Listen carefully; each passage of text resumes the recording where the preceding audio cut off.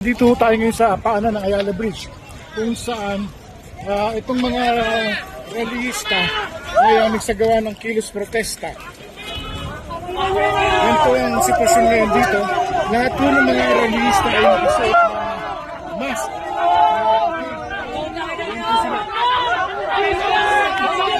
Nagbabato po nila yung mga pulis, pero ang mga kapulisan po natin ay hindi naman gumagante.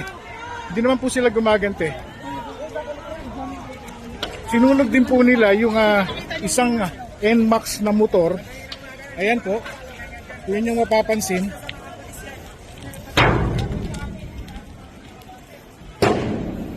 Ito po ngayon ang sitwasyon dito sa may paanan ng Ayala Bridge.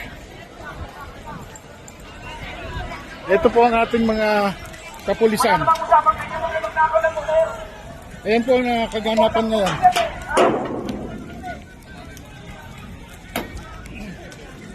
Yan po ang kaganapan. Hoy, nangangarap na kayo! Nangangaw na kayo! Nangangaw na kayo!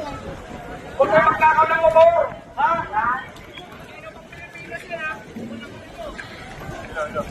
Yan po, bumabaho yung mga pulis mula sa may paanan ng Ayala Bridge parang makiusap na huwag daw nakawin yung mga motor. Kinuha daw ito ng May mga dalawang motor, kinuha! rallyista Ibalik nyo! kanina. Ibalik yan! Kinuha daw ng mga rallyista yung motor. Sa ngayon eto na naman sila. Umuulan na naman ng bato. Umuulan na naman ng bato. Umuulan na naman ng bato. Yung mga pulis. Ayan po, nag-aatrasan naman yung mga pulis.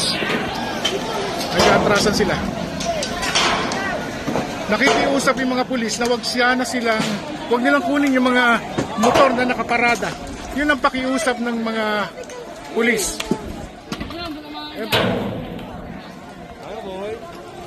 Hoy, wag dito, may mga sibilyan dito. Ayan po.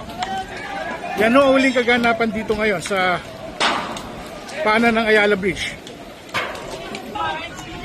Ito po ang inyong Vigilantes, Johanna Latit, News 5.